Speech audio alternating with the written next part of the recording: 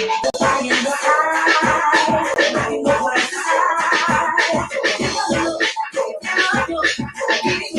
hey, hey, what's up, Instagram? What's up, Facebook, Twitland, motherfucking YouTube? Oh, y'all, what's up, y'all? What's up, y'all? Y'all come on in. What's up, Arabalo 5965, Pretty Marie? Hey, girl. What's up, Troop Street Mall?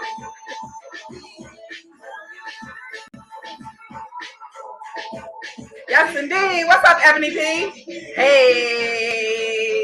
And for all y'all on Facebook, that are on Twitch, that are on YouTube, I just paid for the upgrade, y'all. Okay. The check done dropped. So now when y'all comment, the comments will come up right on the screen so I can interact with y'all too. Hey, Miss Cora. Hey. Y'all see I done gained a little quarantine weight.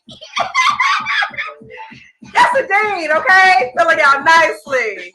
Okay. We got a hot show for y'all tonight. Okay. I have the one, the only, Chicago's own Don Perius coming on, talking about his new project, talking about just a whole bunch, okay? So get your cocktails, okay? Get your peach champagne mimosas, okay? Period, okay? And you don't gotta get the Bel Air. Y'all don't gotta get the Bel Air. I know pockets may be funny, okay? You can get the motherfucking Brut. $4.99, okay? Still make you a peach champagne mimosa, okay? Yes, indeed. Y'all are coming in. So we're gonna try to get this guest in. What's up, Naja00? Yes, indeed. Yes, indeed. Yes. So, like I said earlier, I have the one, the only Don Perius on, and before I actually get this artist in, now y'all know that I am pretty honest, especially me being a music.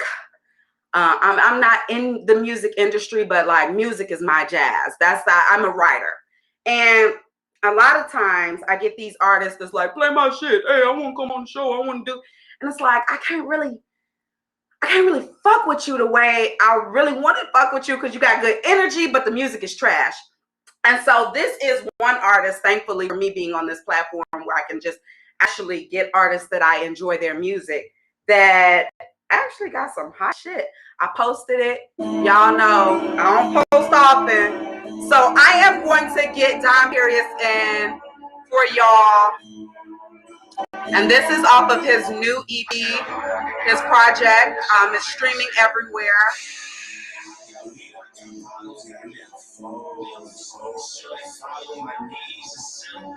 Y'all know we a little hood. So we gonna get it together.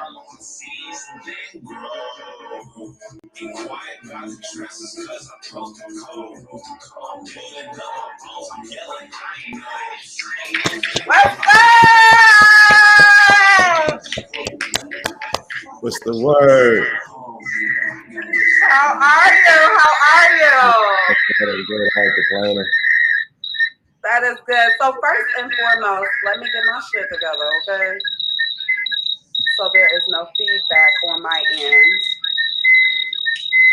How's mine? And if you could turn your speaker down on one of the devices, so there's no feedback. I'm sorry, y'all. I'm down on both. Okay. Well, the speaker has to be off on one of them, so Wow. Just turn the speaker off. So perfect. What's up, Live Love Corwin? But don't mute yourself. Perfect. We got it together, y'all. So first and foremost, I would like to say thank you for coming on the show. Thank you for having me. A lot going on, okay? I know artists in the COVID, they've been putting in extra work. So thank you again for taking time out of your busy schedule to be here on this platform. Thanks for allowing me to join you on this platform. No problem. I be peeping in, in my spare time. I check in and see what you're talking about. You're talking crazy, so I'm like, I gotta get on there. Awesome. So, I just want to start off. So the first segment, we just getting in your business because that's what we do here. That's what we do. I can get in my business. So first and foremost, I would like for you to just give a brief introduction of yourself, what it is you do, and then we'll go from there. Yeah, so I'm Don Perius. I'm from the west side of Chicago. What's side? You feel me? I'm a music artist as well as a fashion designer. My latest project, Star Island, is actually out at the moment, streaming on all streaming platforms. I'm excited about it. It was an experience that I actually lived through, and then actually able to put the project out and see everybody love the experience that I went through. It was pretty good. Was pretty much like my highest streamed release that I've ever had. So I'm extremely excited about all of that. Thank you. And then too, Imperial Society is my clothing line. But you know, we're trying to integrate it to do more and be more. That's what it really is about. You know, as far as being domineering kings and queens of society. So that's just the goal of Imperial Society, is just to bring it more into light and become more of a day-to-day thing that we all seek to have and want to be. So you can't just kind of brush over that, because you kind of brushed over that. With your clothing line being for the kings and queens of society, but what do you mean by that? So we're all kings and queens, you know, once you identify yourself. So identity is key. And so that's what we teach with Imperial Society, as far as just knowing who you are and building on that and becoming, you know, domineering and the best of that person that you say that you are about to be. Awesome. So, I've been listening to this Star Island project, and I'm glad that you kind of talked about like it's your real life experience. With it being your real life experience, was it hard for you to put this project out? Because I know a lot of times artists are. That shit was so easy. It was so easy. Yes, it was fun. Like the whole experience was fun. So like even just rapping about it, I'm like, yo, this is nothing. Like it just came naturally. And was the funny part about this all, like the first song was created on the day of the second in Chicago. Okay. The second big league. So we were downtown in the Swiss Hotel, you know, recording. And we was just outside smoking, chilling, drinking with everybody. But when we went back in, a real like Fifi started, you know, from our west, so we call them Fifis. Yeah. So a real Fifi kicked off like downtown, like on Wacker Drive and shit like that. We don't know anything about it. We upstairs, headphones on, and a microphone and the computers. And I wake up in the morning and it's like, yeah, like all downtown got looted. And we like, wait, hold on. We was just downtown. And we go outside and we just see everything boarded up and shit like that. Like we're getting boarded up. And I'm like, damn, we missed out on getting us a Rolex. It was right around the Rolex store. That's what's up. So, I've seen like even in your previous projects, it's a kind of one name that remains, and me being a drinker that I am, Peach Champagne Mimosa. So what is the inspiration behind the name and the song? So, I mean, we all, okay, I'm gonna speak for myself and those people that I'm around. We enjoy mimosas. Yes. Mimosas is like it's a different fuck up. Like yeah, it is. It's way more bubbly, laughing. You know, like I've never seen anybody angry off of drinking mimosas. And pretty much, I'm like into like different exotic shit. I don't like doing what everybody else is doing. So I ordered the peach juice to taste for my mimosa. That's how I came up with the song. Like, you know, just sipping on it. It was a day. It was a vibe. Okay. So, in being an artist from Chicago, and just kind of having the opportunity to have listened to your music personally, and I'm also from Chicago. A lot of the time, Chicago artists, especially when they do rap or stuff, they get kind of boxed into what Chicago is. We're known for drill music. We're known for that.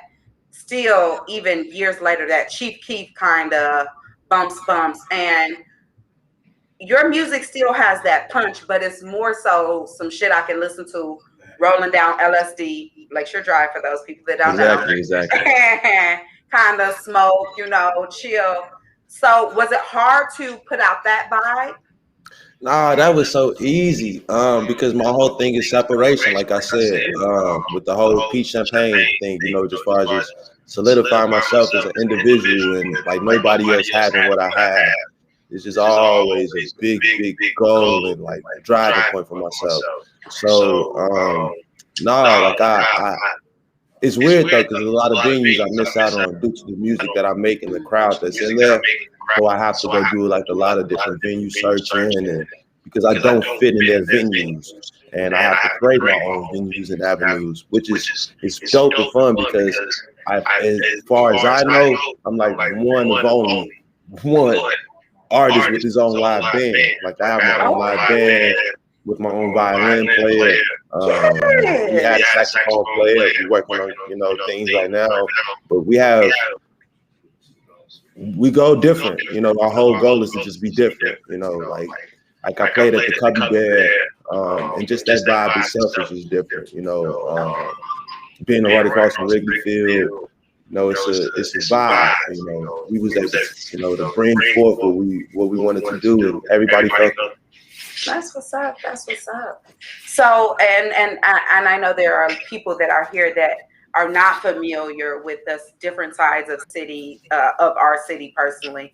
And so being in Wrigleyville is a completely total different environment change. And so I like that you resonated that it was still a great vibe. It was still, because a lot of times we could be like, oh, I don't want to be around them type of people because of so much going on. But it's just about supporting vibes. Definitely. That's what's up. Okay, Pete. I'm glad you're sipping. I'm glad you took always to the process. So who are some of your musical inspirations? I grew up listening to a lot of Jay-Z. All right, so as a kid, I had a lot of older siblings around me, like cousins and stuff like that. So I grew up listening to Master P, Missy Elliott, Juvenile, like all of that in the morning. Like that's what I'm waking up to. Like this is what they brushing their head to, pouring their makeup to, getting ready for school, ironing clothes. And so this is what I'm taking in like on a day-to-day. And then my mom's big on music too. So she has a big like 60s, 70s, 80s collection as far as music. And then like my dad, like he used to DJ, but he got like 70s, 80s, 90s type of music. Like I can literally remember the first song I can vividly remember was Gin and Juice, and that's because my pops let me drive it was a maroon Mercury. He let me drive it. I was like 5, well, not even that old. It's what Gin and Juice dropped in like 94 or something like that, or 92. And anyway, this is what I was listening to. And I just remember listening, driving, playing Gin and Juice in the car with my pops. So, like that's my first like real influence. It's like Snoop Dogg. Like I love his cadence and the way that he uses his voice and things of that nature. But like nowadays, is everybody that's turned, man. It's like it's all about energy. Whoever providing energy, I'm with it. Whoever giving out good positive vibes, I'm with it. That's what's up. So we're gonna play just a little bit of a game. But before, I would like to ask, because it's been circulating in Media Takeout, the Shade Room. A lot of artists have been talking about it. The top 5, or maybe Mount Rushmore. Let's do top 5. So for me, honestly, it's going to be like Jay, Kanye. I'm definitely throwing. Like I said, Snoop, but I'm gonna have to throw in Missy in there, and I don't really listen to too much like Biggie or Nas or like. The reason I listened to Nas because I was a Jay-Z fan, so I was with the whole beef type thing. Yeah. But my fifth person on that list would probably be, just out of preference of what I listen to, Fabolous.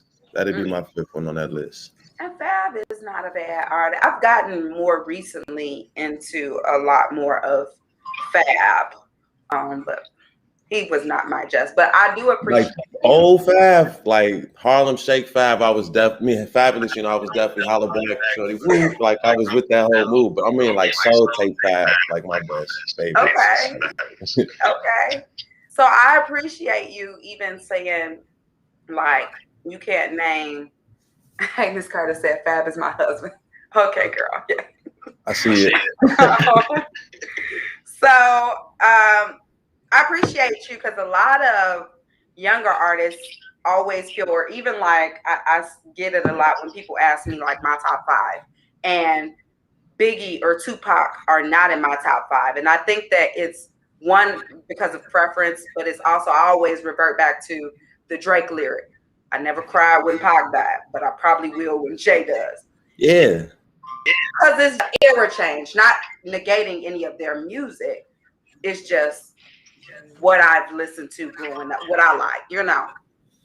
And I can even relate that to basketball, because like I got old heads, they be like, yo, I stopped watching the NBA when Mike retired. I stopped watching the NBA when Kobe retired. Like, yeah. So it's definitely an era, and it's also cool. Like now that I'm getting old and I'm pushing that 3-0, it's like, oh man, if I have children, they're gonna be little young kids, and it's gonna be the same way. Like my parents being like, "What the hell you listening to? What, like twist that shit off?" You know. So that's dope. That's dope. Speaking of Kobe. How were you when he passed? I know that took a lot. I didn't believe it. I had just lost my cousin the previous Sunday. So like to hear about another death was like, I'm sorry to hear that. Yeah, like y'all, this is not facts. And then like I'm fact checking shit. Like, yo, they say you ran into a mountain. My boy not running into no mountain. Like this is just me going through it. And then like it settled in, and I'm like, damn, my nigga Kobe gone. But I have been giving him so many flowers throughout life. Like I was literally, every time I went to the barbershop, I was debating Kobe is the greatest of all time. Like my Mount Rushmore, I got Kobe first. I don't care who else fall out there. That's just me personally, because of my generation. You know, it affects me differently. Just because of the fact, like I said, I gave him his roses, so I didn't even cry like most people did. I smoked the blunt, I popped the bottle of champagne, and it's like, yo, my nigga gone, like, it's cool. He with us still. Like, that's real G. That's real G. I embraced the death. Okay, that's awesome. So before we get into some mess, I am going to add, because I love when I have musicians on. You got a hot 16 real quick? I mean, I used to have these dope dreams for the beat, because my old man was a dope fiend. I saw it all at 13. My city used to give a curse of me. They freed OJ. I used to love Kim K. Shout out to Kanye. Because a nigga from the side hit it. It's hard to be, but I commit to any chick if I ass bigger. Any chick that make me come quicker. Smoke weed, drink and count figures. Make a fuck to an Onyx song. I was 90 born. My dick on the song. Titanic on. Enough with the bullshit. My homie popped something like a full stick. 8 balls and corner pockets. Now I'm the plug and the stocking. Okay, come on, plug in a second. Thank you. Awesome. A lot of times when I do artists like that, they be like, "Hey, I ain't ready." So thank you for just jumping in and doing it. I love that. For sure. Got to stay ready. What do you have coming up next? Any? I know we're just now opening up finally. Shows. A lot of shows. I need stages. So if anybody knows any stages, shoot me. My DM, follow me at Don Perrius, all social medias, contact me however. Even Gmail, donperrius@gmail.com. you know anything that's going on. But shows, I'm of course keep releasing new music, some new merchandise dropping. Got some events coming up this summer, some cheap champagne events. So, you know, definitely be in tune. Definitely, I want you to come through, tell people. We're gonna broadcast. We want to make it big. We want to bring Chicago and give it a different light. You know, show a lot of positivity, a lot of unity. Bring the different sides of the city together so everybody can see. You know, oh man, the west side ain't that bad. The south side ain't that bad. Over east ain't that bad. Oh man, we can actually kick it up there. You feel me? Like, yeah. So we want to do all of that just to, you know, give us empowerment, you know, and identity. That's what lacks in Chicago, identity. So once we can identify who we are, we'll be great at the city. I don't know if identity lacks in Chicago versus a lot of people that repeats what everybody else is doing. I think that a lot of people repeat what we do. And so we get that's so in a lost big masses, in my opinion. I think that's in a big masses. Like I'm looking at like the smaller scope of things. Yeah, like I'm talking about like the Joes on the corner. If you get what I'm saying, like they all dress the same. They all going to the same place to go get the same clothes and shoes. Like they don't even get out of their own community most of the time. Like some of them they have never even seen downtown Chicago. Yeah. So that's just like my whole thing as far as identity. Like, okay, cool. You can identify with your block. You can identify with the game. You feel me? Like, but you can't identify with who you are. Like, you got to love yourself for that. Yeah. That's what's up. That's what's up. So, Mr. Perius, I have a few topics for us to talk about in regular library fashion. And so in this, I'm going to just kind of talk about a few topics. You said who? Talking to Trax. Oh, okay. I'm just talk about a few topics and kind of do a response and answer type of thing and kind of get a feel of like how you feel about what's going on out here in these worlds and these streets and in culture. The first thing I really kind of want to get into, and it's just because I'm a female and it kind of hit home. Now, I don't know if you're familiar with the bonnet versus everybody, but bonnet versus everybody. Okay. There's been a lot of conversation about just females, and of course, we're going to say Black females because essentially Black females are usually the ones that wear bonnets just because of our hair texture, and you know we got to make sure our edges is laid, our lace fronts is stuck. Okay, but there's been a lot of conversation, and a lot of men have jumped in as far as women wearing bonnets outside, maybe to the grocery store, in the airport, in the bank, going to hit licks. I don't know what the girls are doing, but there's been a lot of conversation. So how do you feel?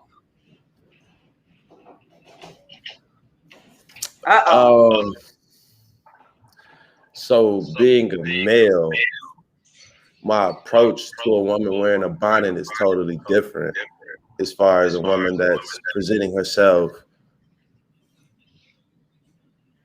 differently. Like I feel like, okay, you're not all the way ready when you got on your bonnet. Like you should have, like if 10, 15 more minutes would have helped out as far as. Okay, hold on. Because I feel like, now this is family.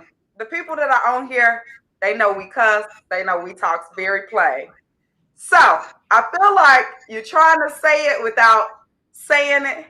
So again, I'm going to ask you, Mr. Perius, how do you feel about a young lady? You see a young lady out in the corner store. Now, she bad. She look nice. She got a nice body. But she got this bonnet on. She maybe got on pajama pants. She has on a tank top. And you see her out. What's your take? I don't even like going to girls' cribs who got their bonnet and shit on. So, me personally, no. Like, if I have to wake up to the shit, like, oh shit, where that come from? Like, all right, cool.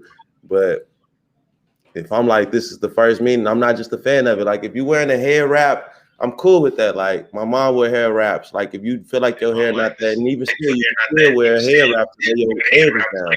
doesn't necessarily have to be a bonnet. But I mean, like I said, it's identity. What everybody else is doing, everybody else gonna do. It's like monkey see, monkey do mentality. I think for me as a female, and I love a good bonnet, but I am young because I'm 27, almost 30. But I was raised old school. I was raised real like down south Baptist, and I was raised around a lot of strong women and a lot of strong men. Yeah, because so pretty quick though, like the women you was raising around, they took them curl joints out before you went outside. If they just go to the grocery store, my nana, let me tell you something. If she just going to the grocery store, she always taught me that a woman has earrings in her ear, she has a purse, and she has a face. Now you don't have to have makeup and all that. Yeah, you don't need all that. You present yourself because this is your first impression. You may be walking outside and the paparazzi there, or you may be walking outside to $1 million. Like there may be somebody that discovers you, and you may just be walking. They just may be like, you have a beautiful walk. I would love for you to be in my show or anything. So me being raised, and I think that, and I hate to say this because people always jump on me about it. I really feel like that 94, 95, and even 95 is sketchy, but like that 94 and back is like the last of the people that really kind of had stronger figures, whether it be grandmama, it may not have been the full family structure that we should have as Black people, but it was somebody that was holding you down and giving you some sort of guidance on how, even like in a street aspect, where there were still old heads and there were still like that's my big nigga, that's my, that has some sort of structure and can teach you. Now they may not always teach you the best way to do it, but they teach you a certain type of caliber to carry yourself in doing whatever it is you do. Yeah, that's just my whole thing with like the bonnet. It's all presentation. Like if that's how you feel like you want to present yourself and want to be seen, then I mean that's you. But by all means, like it's not the way to go in my personal opinion. Like in my personal opinion, I can't judge the individual because I don't know what they're going through. But at the same time, I'm good on it. But that's a real comment from you coming as a man, because I would just think as a man, and I've seen it, where there are men, like I may be in a beauty supply or a gas station, because that's what the niggas be. I may be a gas station and it may be another young lady pumping gas and I'm there pumping gas, and I've seen how guys have spoken to other young ladies versus how they addressed me. Like, and this is just me saying, I've never been called my name to my face that I know of. I've never. Because how I carry even people to be like, oh, don't go up there because them niggas is like I ain't never had no problem with these niggas. They hold, hey, let me get the door for you, Miss Lady.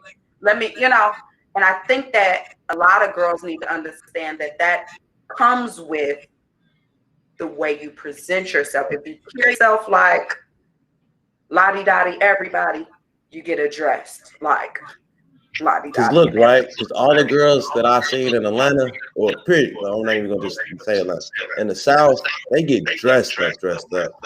And a lot of them be like Jezebels, you feel me? Like, but you would never know that. You would never know.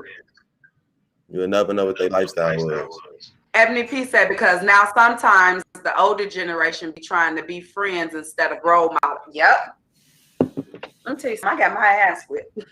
I have, now it was one thing with grades and stuff, but when it comes to being a lady, oh, that's a whole different thing. Because motherfuckers, you may be the biggest hoe in the city, but they'll never know it unless they know what's behind your walls. And that, that's just the how I was raised.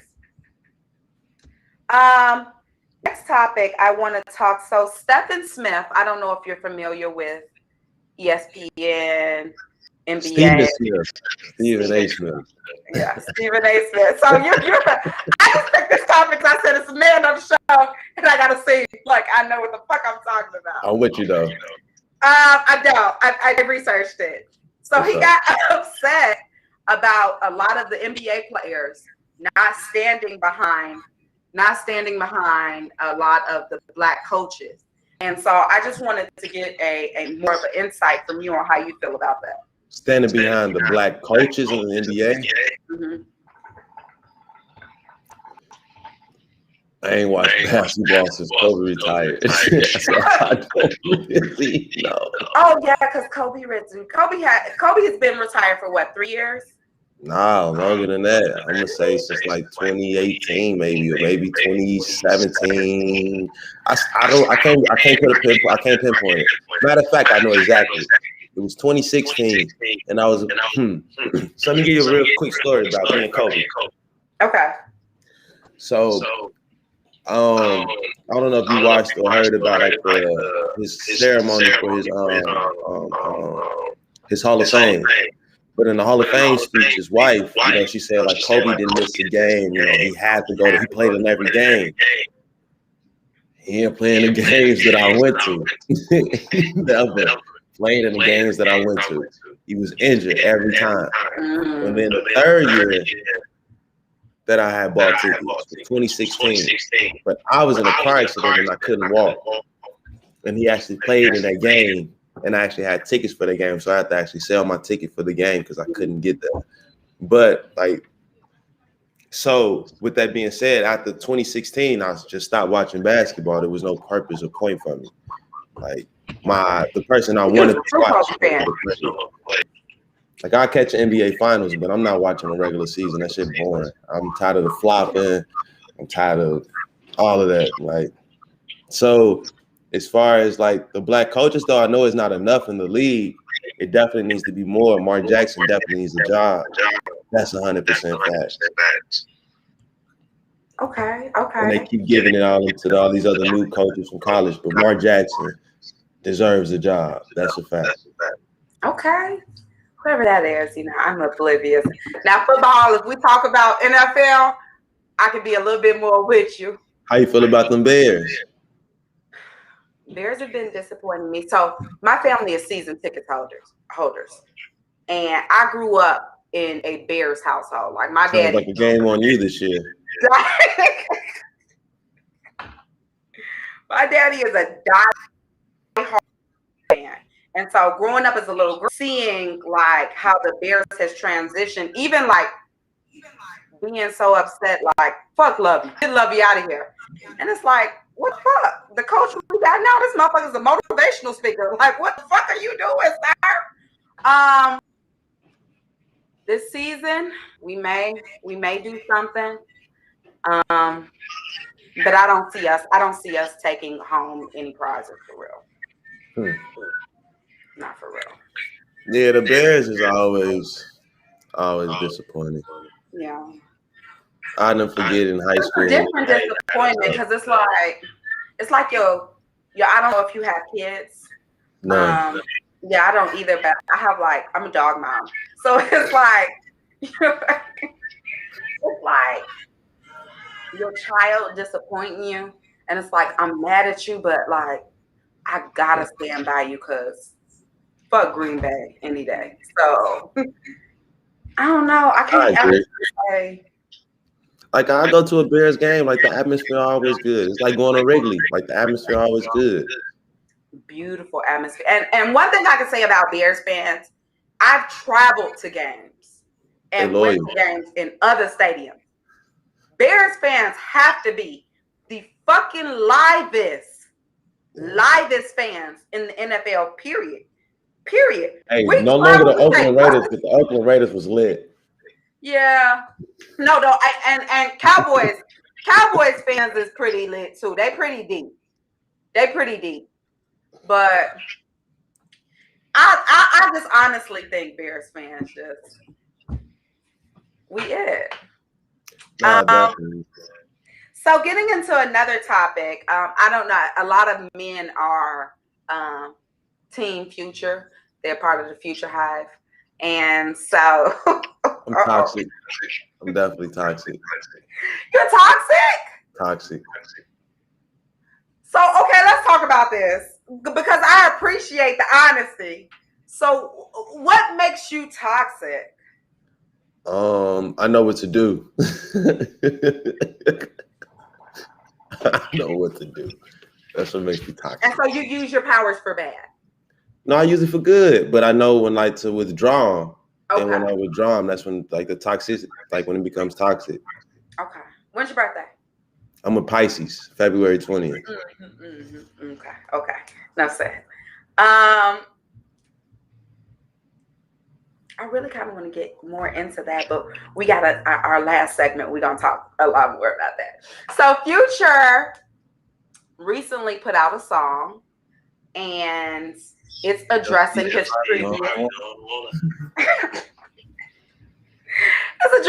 previous relationship, which I really feel like he didn't have to speak on, just because she's very silent.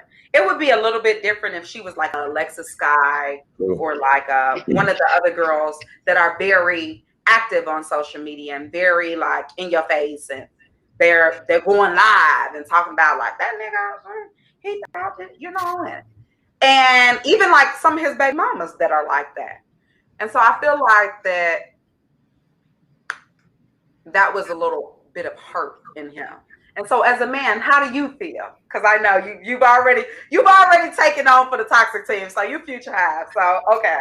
So look, check it. I definitely feel like he's definitely upset. But I feel like he struck first before she got the chance to put the shit out. I feel like his pettiness kicked in pretty good. Cause Steve Harvey ain't got shit to do with it. That she would have put something out?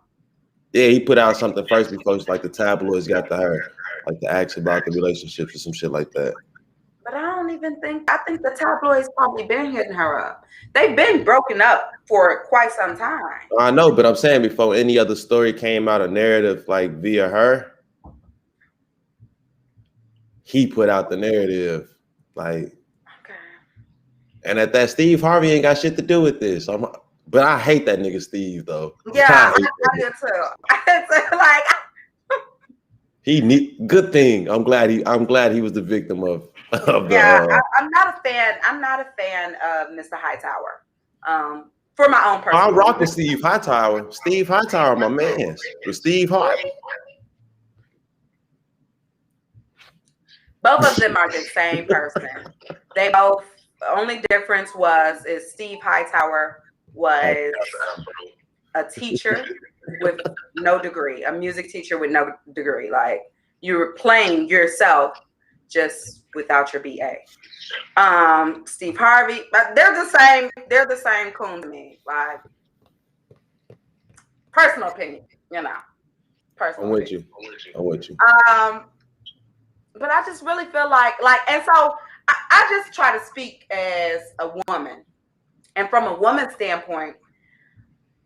When you grown, like even so much as like with girlfriends, and I tell my girlfriends this, it's a lot different when you are in a different mind space, like between therapy, between just really being conscious of the energy that I keep around me, the shit that I put in my body, I'm so far removed from a lot of the BS. And so there could be somebody that does me wrong, but I would not wish ill on them, and I wouldn't speak on it. Like it, because at this point it's between me and that person. And so if they talk to me and address me, I would address them as such as an adult. But as far as, I just want to let y'all know that such and such did this and he wasn't shit. For what? And so I think that Lori Harvey is on that type of time because she has even previous relationships she's been in. She's dated Diddy, allegedly. She's dated the son, allegedly. She's been around. You know. No, we were talking about like she's not a bonnet girl. She's not one of the girls that wears a bonnet. Yeah, that's why she's getting picked not up. a bonnet girl. Yeah. Not a bonnet girl. But she may do bonnet girl things. Like they both know how to hit the meat on the head. You know, they just the meat on the head. They just do it differently. Now they both may be getting to the same end point. They ain't getting the same bag though. But they're not getting the same bag. The bonnet separates the bag. Hey ladies, the bonnet is what separates the bag. That's a word. That's a word, Deacon Paris. Bonnet separates the bag. I'm using that as a caption. Yeah, go ahead. The bonnet separates the bag.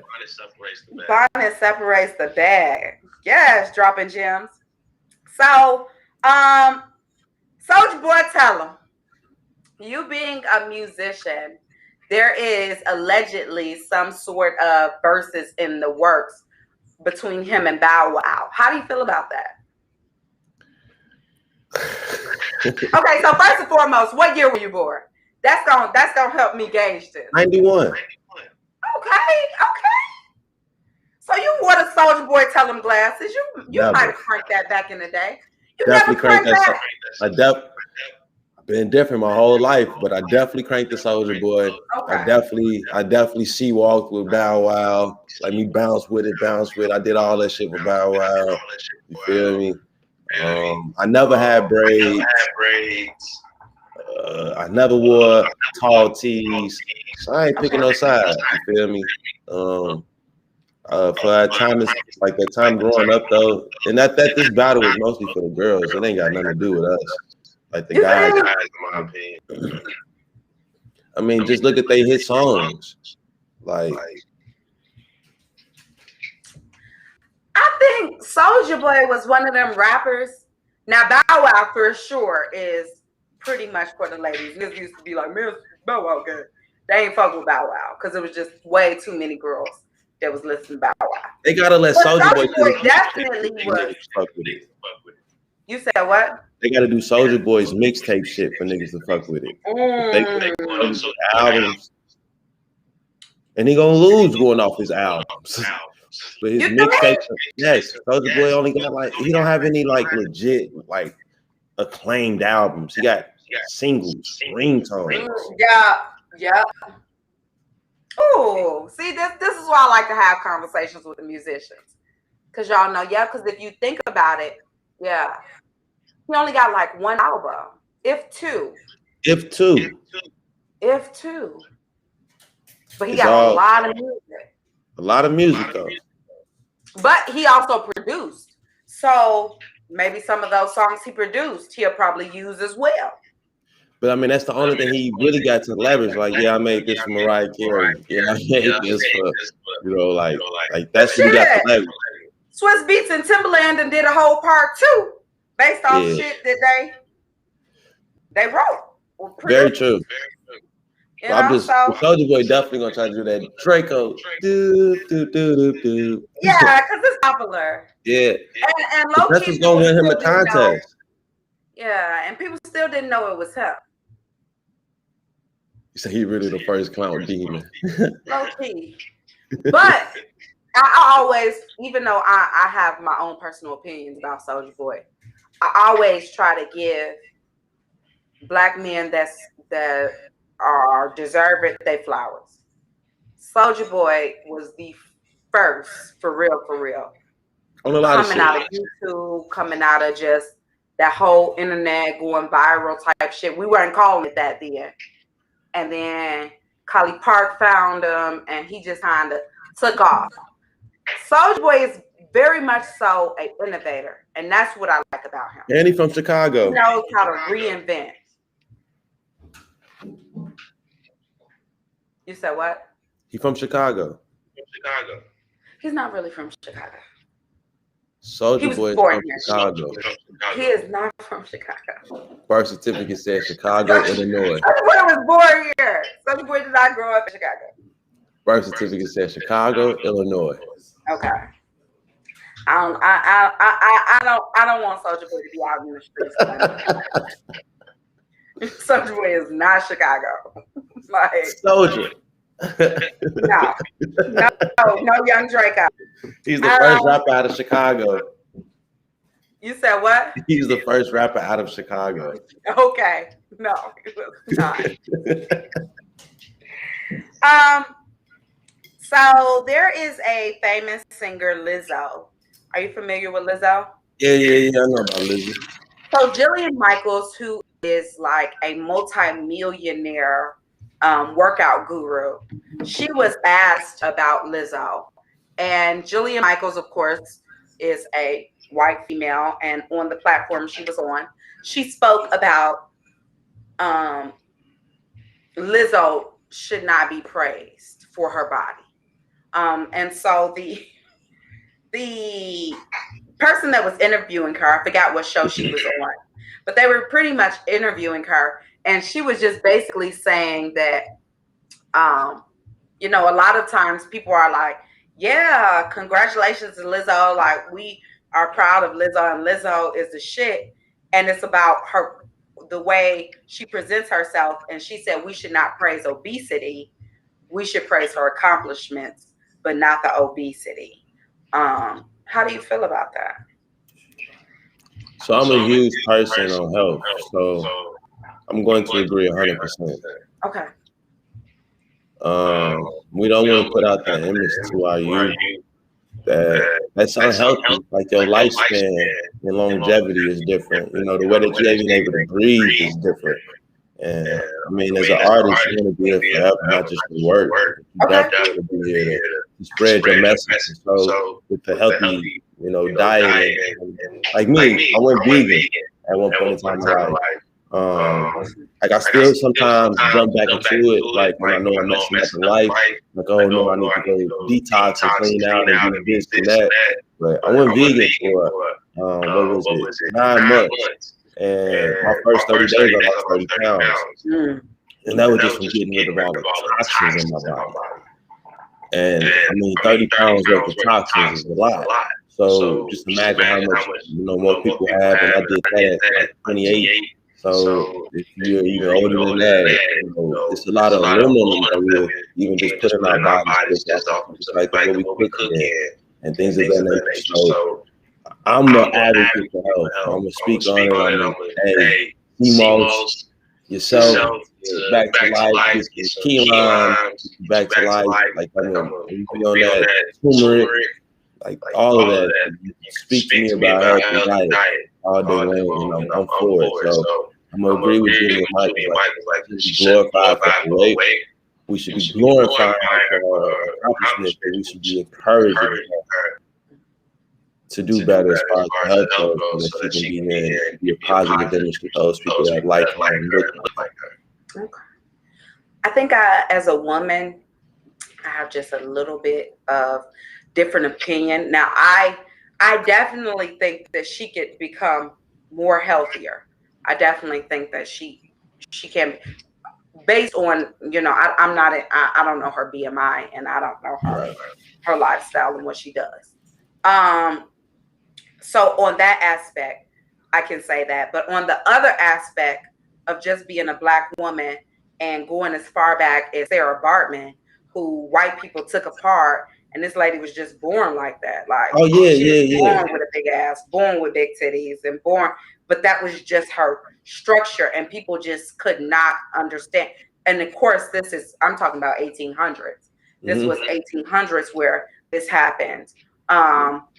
No, we're definitely big about it. I'm not disagreeing with that. Like, I'm not saying she needs to be skinny, thin, nothing.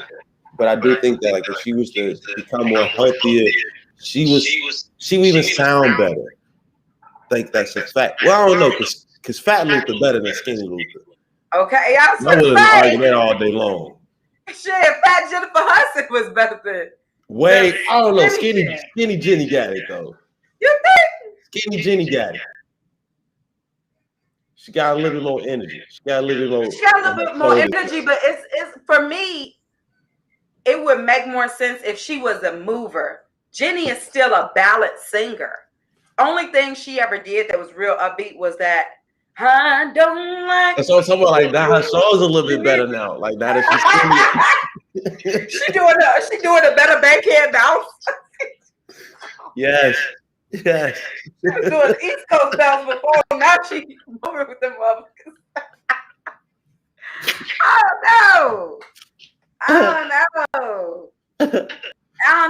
don't know, but I definitely feel like, and I get Jillian Michaels' standpoint because that is her niche. She is a health guru. But I definitely feel like in this climate, her PR should have been a little bit more like, you probably should not speak on this Black lady right now. It's just too much. I agree. All of that. Yep. If she would have spoke to her on a more of a personal level, and then let's say things escalated later, like they actually went to start working out, and then like boom, they separated. Like, oh, what happened between y'all? Okay, this what happened. And I feel like that's something more of it. But just be like, she needs to, and like, nah, because I can't tell nobody what to do. Like, I might have 1,000,001 ideas for a person. People have 1,000,001 ideas for me, and I don't do them all. So, okay. So getting into my last two topics of the evening. So Kevin Samuels. Kevin Samuels is a popular. Is who? The love guru dude. Yes. He's a popular, self-proclaimed, infamous love doctor. He does not have a PhD in, any type of therapy, but he has taken upon himself to give a lot of real. You said what? I'm gonna start one of these relationship advice joints for real. No. I said about 10-year relationship. I got advice. So he has recently. So before I give what has allegedly happened, how do you feel about Kevin Samuels? Because I know a lot of men have a lot of different opinions on Kevin Samuels. Like 3, maybe 4 videos on, bro. I think he's funny, but he's telling the truth, like the blatant truth to like the person. But then again, like he jumps into conclusions a lot of the time too. But he be getting down to it. I got friends like him, so like. So there was a popular video that was circulating around with him talking to this young lady who he pretty much, and that's what kind of tuned a lot of people into him, where he was pretty much saying that she is going way above what she deserves. She was saying like she wants somebody that has 6 figures like she makes. And he was telling her like, at your age and the way you look, that's not going to happen. Wait.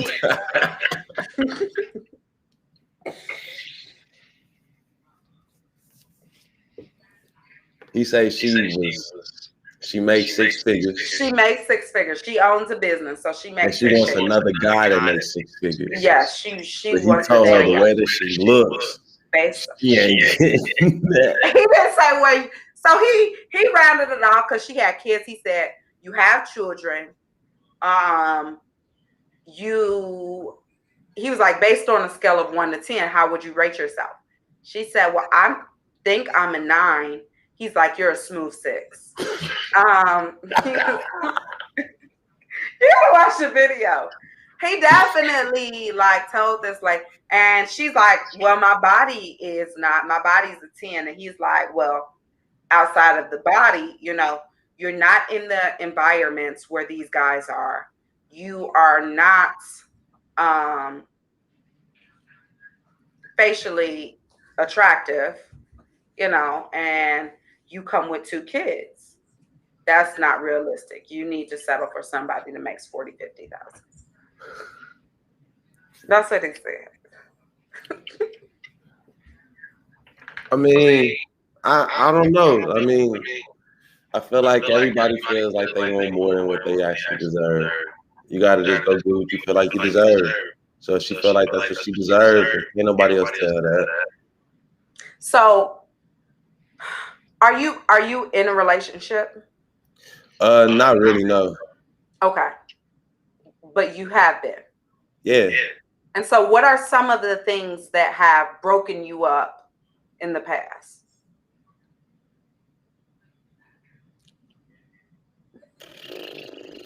coming from the woman's standpoint, not saying like, oh, I done fucked up, I cheated, but like if there were some things where you walk, and maybe it wasn't just a real like y'all together, but maybe y'all was talking and dating, or just getting to know each other, and you had to just be like, that's not fitting for me. So what were some of the things about the women or that woman that made you just be like, this is just not gonna be for me? Lack of ambition, lack of willing to learn, okay, understand.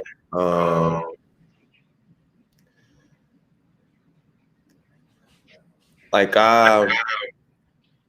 I know a girl that got kids, and I mean, like the dude she with now, he has like no problem with the kids.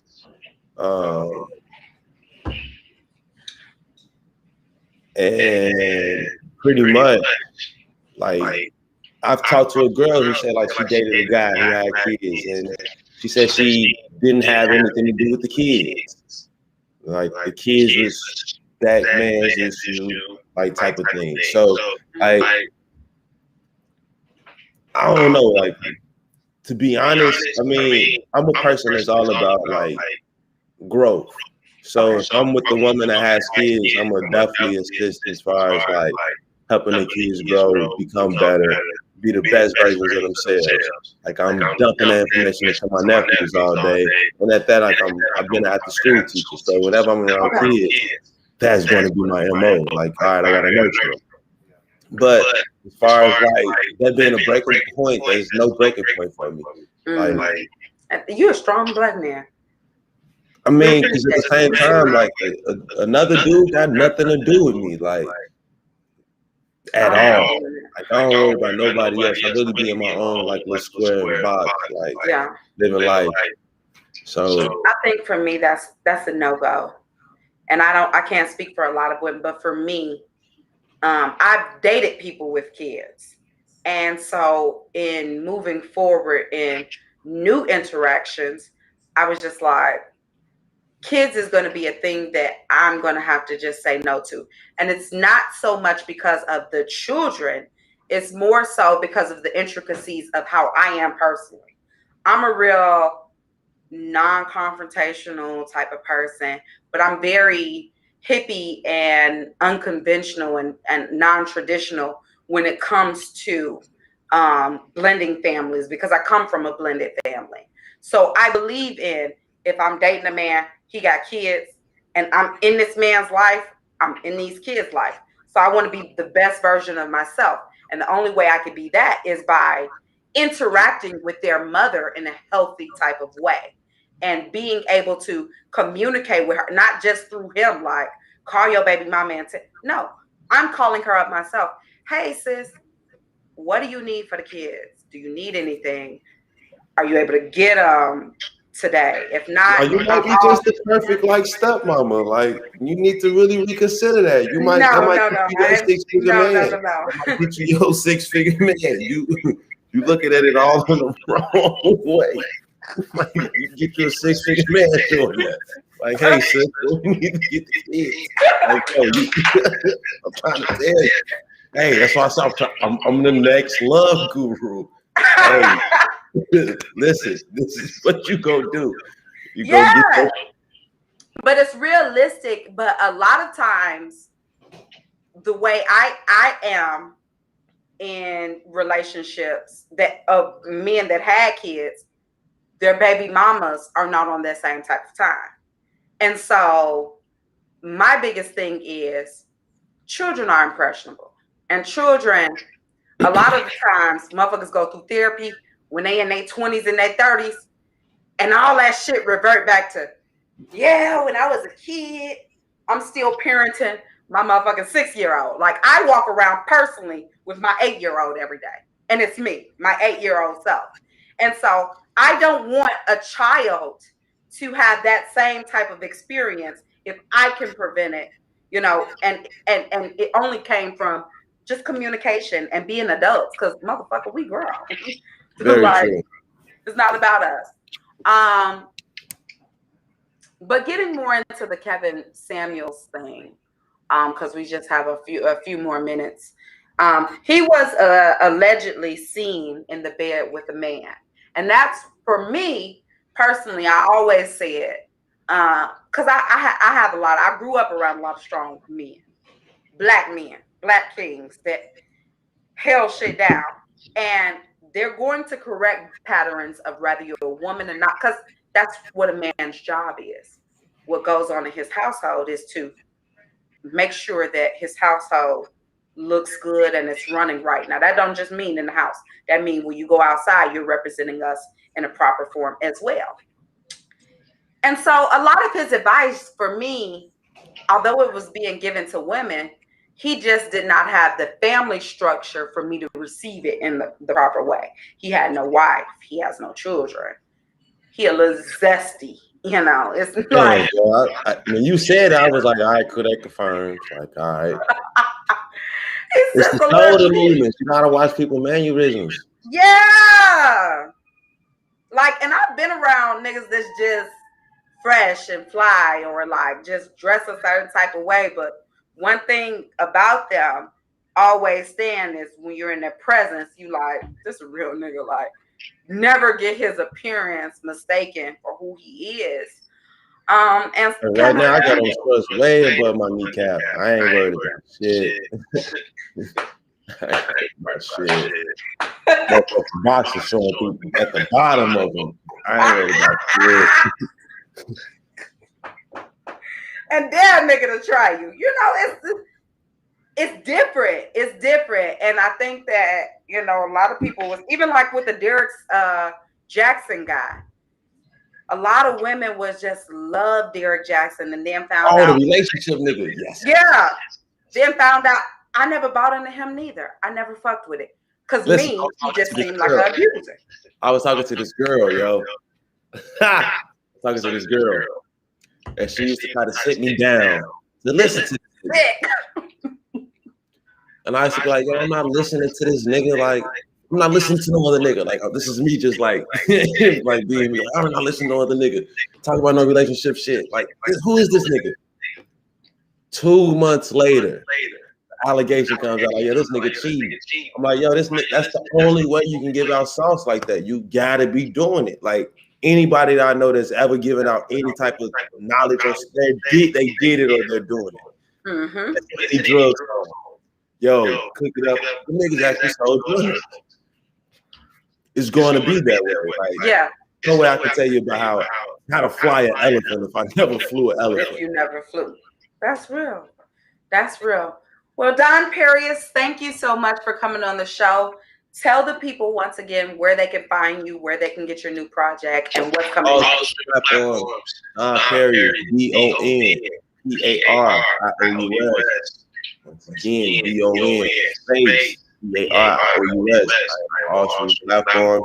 You can catch me on all social medias at DON PAROUS. I'm still working on the y'all. Look at her face. We have another conversation. You doing the OnlyFans? Talking shit to you. Look at her face. We have a few more minutes to discuss. Her face was classic. Yes, sir. The GOAT. Okay, but thank you so much again for coming on the show. Thanks for having me. Keep us in touch with any of the events you have coming on for the summer. Definitely. To all the fans that have been asking, Juneteenth event. So I have an event every year called the Free-ish Fest. This Saturday? I do it for Juneteenth. And so this year I was trying to do it bigger and better. I usually get a lot of artists, Black artists, but it's more so a vibe versus like everybody coming. Like last year I had poets, I had musicians, I had a DJ, but it was like, it's a vibe of just good energy. We was burning sage. We was just, it was that type of feel. We live streamed it because it was in the heart of COVID.